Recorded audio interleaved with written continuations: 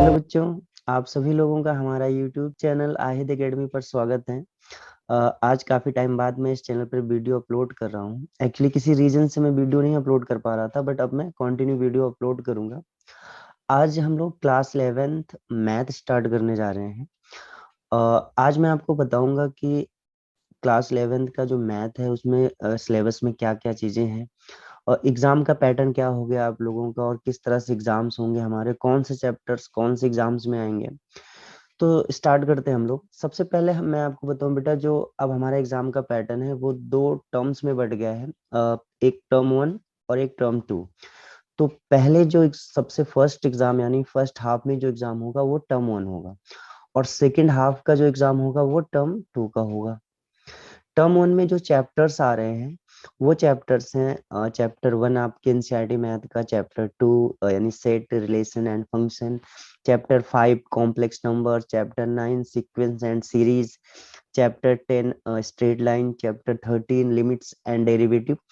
यहाँ पे ध्यान रखना आपकी लिमिट्स एंड डेरिवेटिव में दो टॉपिक्स होते हैं, एक लिमिट का टॉपिक होता है और एक डेरिवेटिव का टॉपिक होता है। बट यहाँ पे केवल टर्म 1 में केवल लिमिट का पोर्शन आएगा, और डेरिवेटिव का यहाँ पे नहीं आएगा, वो सेकेंड टर्म में आएगा। और चैप्टर 15 स्टैटिक्स, इतने चैप्टर्स आपके फर्स्ट टर्म में आएंगे। और सेकेंड टर्म्स के जो चैप्टर हैं वो, जिसमें आपका चैप्टर 3 ट्रिग्नोमेट्री है, चैप्टर 6 लीनियर इनइक्वालिटीज है, चैप्टर 7 परमुटेशन एंड कॉम्बिनेशन है, चैप्टर 11 कोनिक सेक्शन है, chapter 12 introduction of 3D geometry, इसमें हमें 3D के बारे में पढ़ना है, और चैप्टर 13 है लिमिट्स एंड डेरिवेटिव।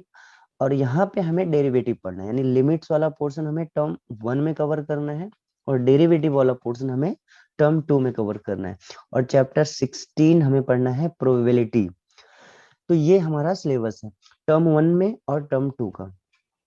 अच्छा, तो हम यहाँ पे क्या करने जा रहे हैं, हम पहले टर्म 2 का सिलेबस कवर कराएंगे, उसके बाद टर्म 1 का सिलेबस कवर करेंगे, क्योंकि जब मैं अभी वीडियो बना रहा हूँ तो ये इस समय टर्म 2 का सिलेबस चल रहा है, और जो एग्जाम होने वाला है वो सेकेंड टर्म का एग्जाम होने वाला है। तो मैं पहले टर्म 2 का सिलेबस कवर कराता हूँ, उसके बाद फिर मैं टर्म 1 की वीडियो बना के भी अपलोड करूंगा यहाँ पे। तो आज हम लोग टर्म 2 का जो चैप्टर नंबर 3 है, ट्रिग्नोमेट्री फंक्शन, तो मैं यहाँ से स्टार्ट करता हूँ आज। और मैं आप लोगों से बता दूं बेटा कि हम ये ट्रिग्नोमेट्री जो चैप्टर है मैं 3 पार्ट में कवर करूंगा, और एक पार्ट के लिए मैं 2 वीडियो बनाऊंगा, जिसमें एक इंट्रोडक्शन वीडियो होगी और सेकंड वीडियो में हम एनसीईआरटी के क्वेश्चंस कराएंगे।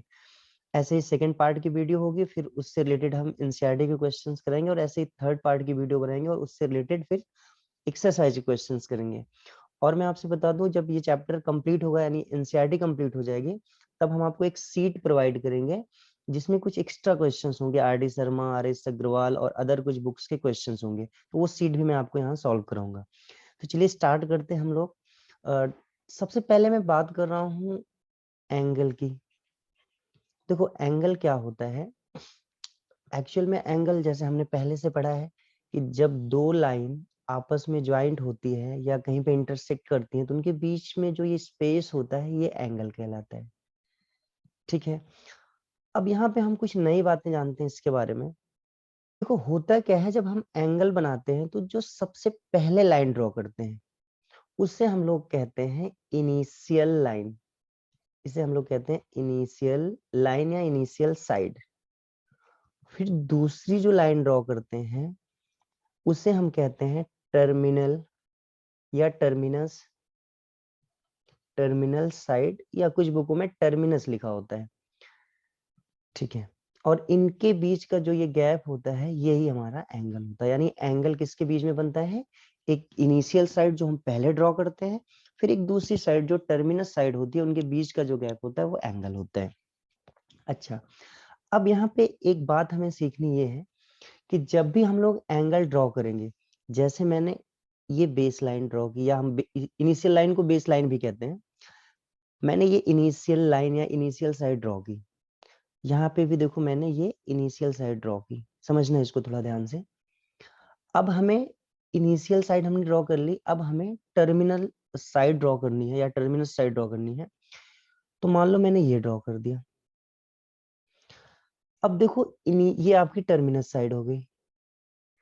आप बताओ यहाँ पे जब हमें इनिशियल साइड से टर्मिनस साइड की तरफ जाना पड़ा है, मतलब इनिशियल साइड से टर्मिनस की साइड ऐसे जाना पड़ा है, और ये सिंबल होता है एंटी क्लॉकवाइज। ये याद रखना, ये सिंबल होता है एंटी क्लॉकवाइज। मैं शॉर्टकट में लिख रहा हूँ, आप पूरा लिख देना एंटी क्लॉकवाइज। और अगर जब हम ऐसे मूव करते हैं, कभी इस तरह से मूव करते हैं, तो इसे कहते हैं क्लॉकवाइज। यानी जैसे घड़ी की सुई चलती है, अगर उस तरह से हम मूव करते हैं तो वो होता है क्लॉकवाइज। उसके अपोजिट डायरेक्शन में मूव करते हैं तो वो एंटी क्लॉकवाइज होता है। अब देखो, ये इनिशियल साइड है और ये आपकी ये टर्मिनस साइड है। ये आपकी इनिशियल साइड है और ये टर्मिनस साइड है। ठीक है, देखो ये आपकी टर्मिनस साइड है। अब आप मुझे ये बताओ, जब इनिशियल साइड से हमें टर्मिनस साइड की तरफ जाना पड़ा है, तो यहाँ हम एंटी क्लॉक जा रहे हैं, और यहाँ जाना पड़ेगा तो कुछ ऐसे चल के आना पड़ेगा इनिशियल से हमें टर्मिनस की तरफ।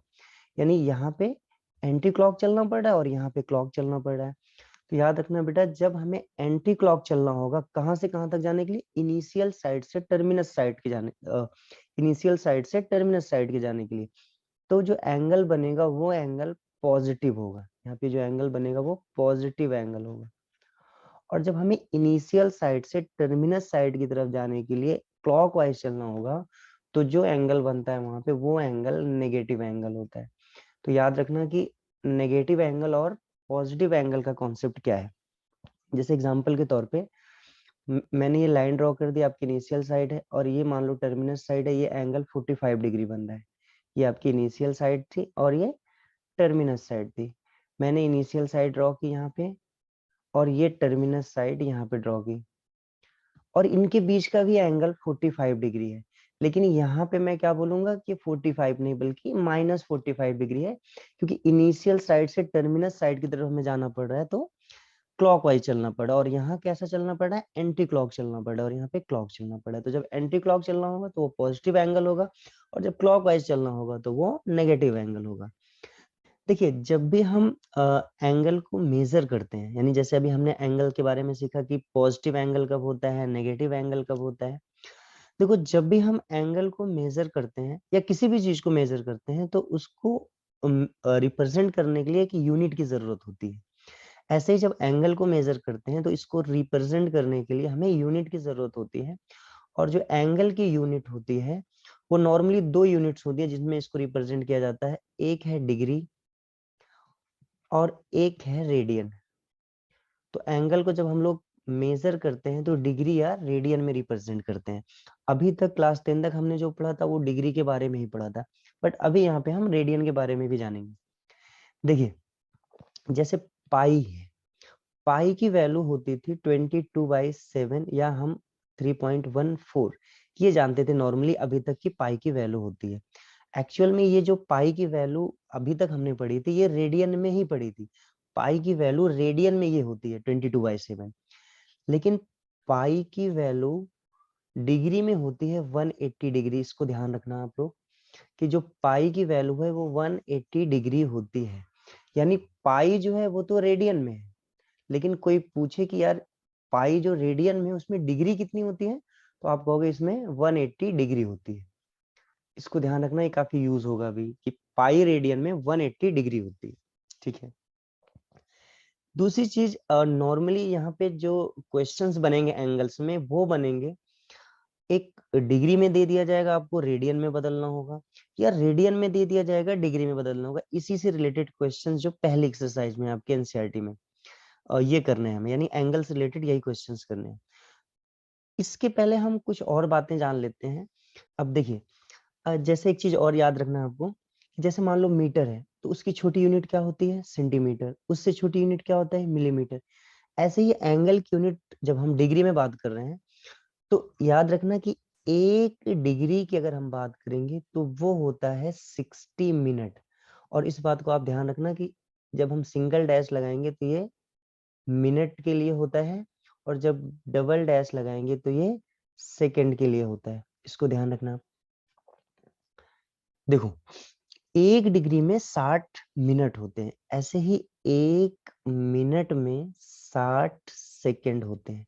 इसको ध्यान रखना, ये बातें यूज होगी कि पाई में 180 डिग्री होता है, पाई की वैल्यू 180 डिग्री के बराबर होती है। 1 डिग्री में 60 मिनट होते हैं और 1 सेकंड में एक डिग्री में 60 मिनट होते हैं और 1 मिनट में 60 सेकंड होते हैं। इनको याद रखना है आपको। अच्छा, अब हम क्या करेंगे, इसमें सीखेंगे कि हम डिग्री से कैसे रेडियन में कन्वर्ट करते हैं और रेडियन से कैसे डिग्री में कन्वर्ट करते हैं। तो चलिए स्टार्ट करते हैं आगे।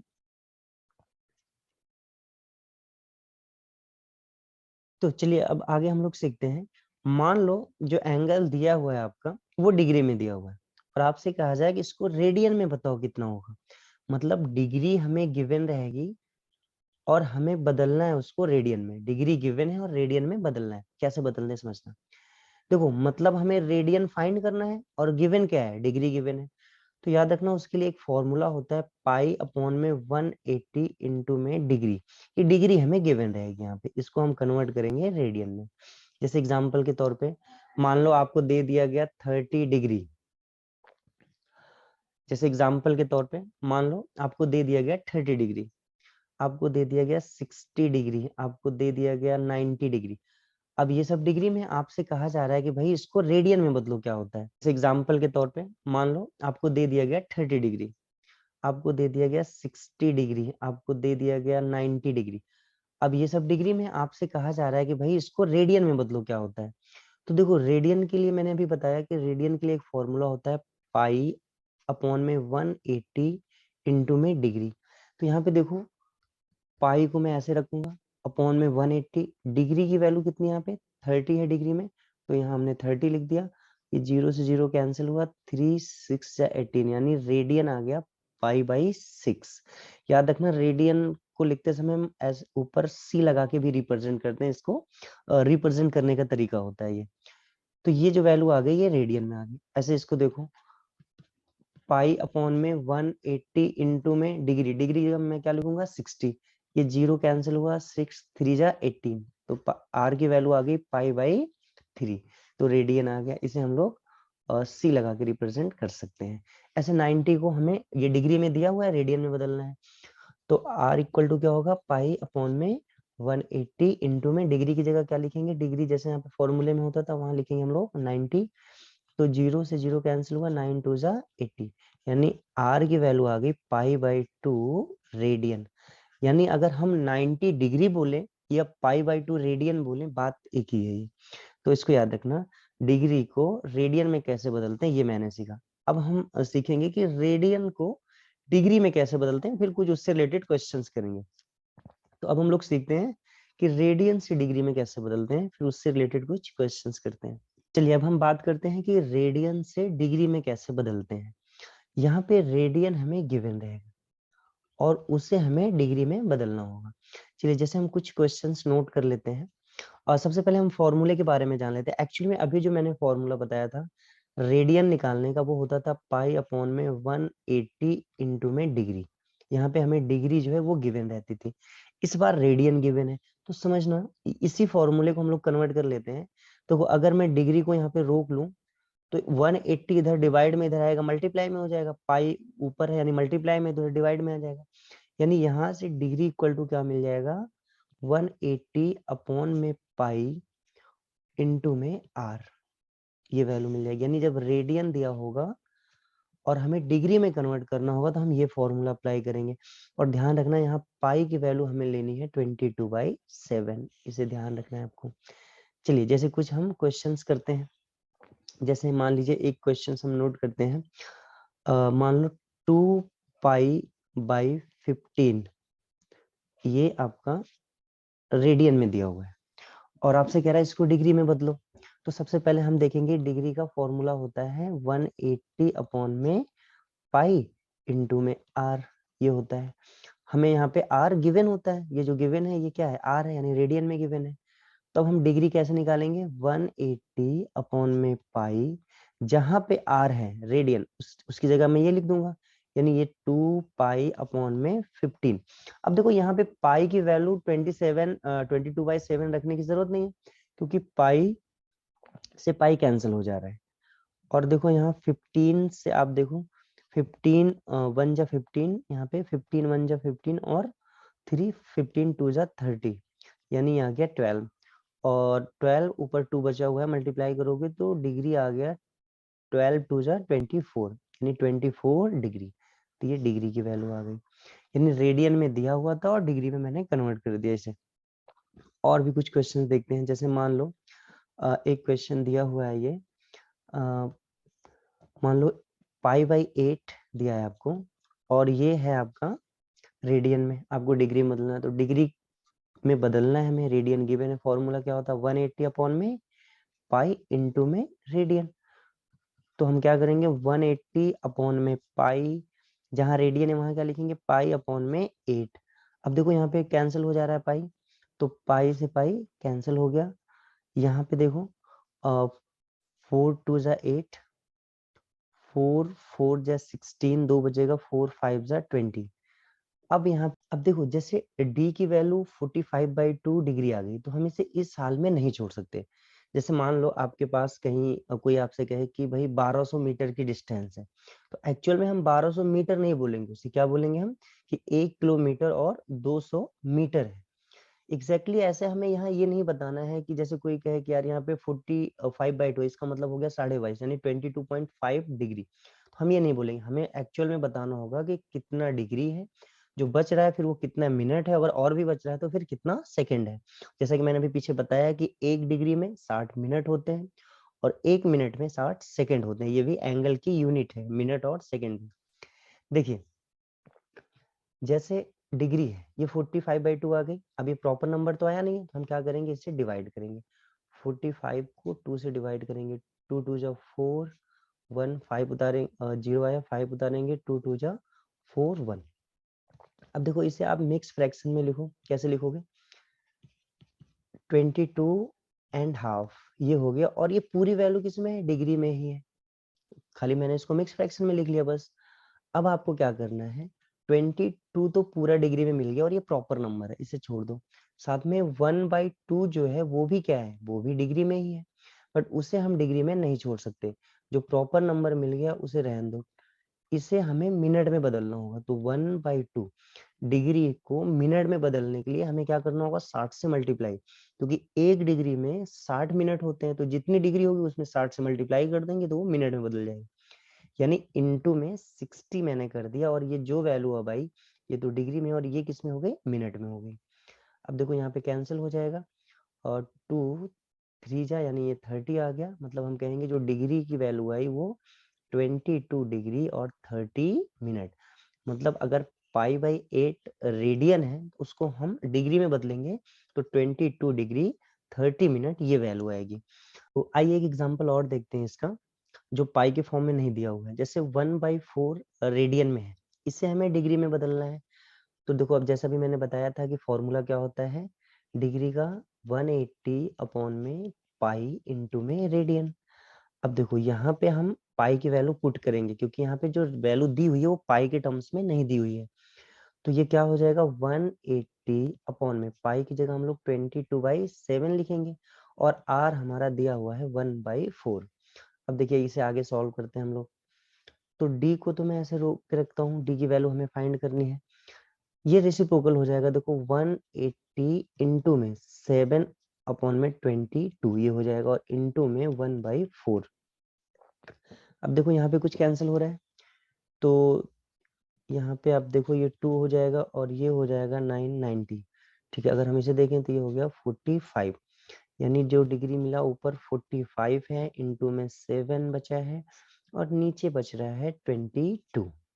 मल्टीप्लाई कर लो आप, अगर मल्टीप्लाई करोगे अब डिग्री की वैल्यू आ जाएगी ऊपर 315 और अपॉन में 22, और ये डिग्री में होगी। अब बट यहाँ पे देखो प्रॉब्लम क्या है कि ये प्रॉपर नंबर नहीं है, तो हम इसे ऐसे नहीं छोड़ सकते। क्या करेंगे हम इससे डिवाइड करेंगे और देखेंगे कितने डिग्री मिल रहे हैं और कितना मिनट उसमें आ रहा है और कितना सेकेंड आ रहा है।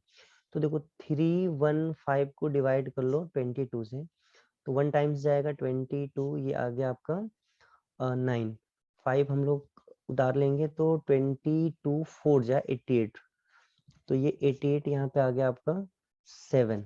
अब देखो इसे हम अगर मिक्स फ्रैक्शन में लिखेंगे तो क्या होगा ये 14 और 7 अपॉन में 22, और ये पूरा किसमें है डिग्री में ही है, हमने कुछ चेंज नहीं किया, बस खाली उसे मिक्स फ्रैक्शन में लिख लिया है।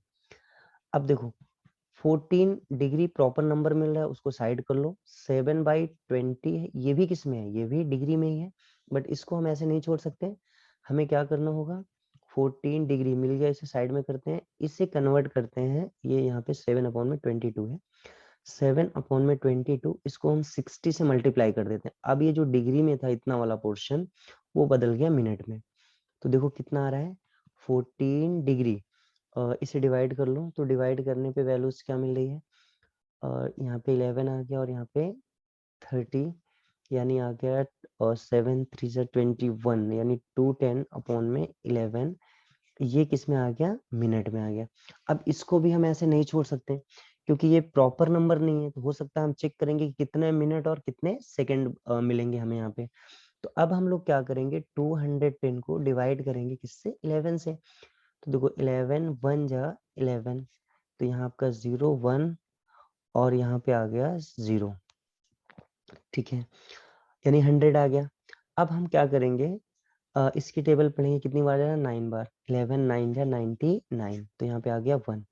यानी अब अगर इसे हम कन्वर्ट करें, तो जो डिग्री है वो क्या मिला हमें, 40 डिग्री, और इसे मिक्स फ्रैक्शन में कन्वर्ट करें तो 19 1/11, और ये भी किस में है, ये मिनट में, क्योंकि ये पूरी वैल्यू मिनट में ही थी।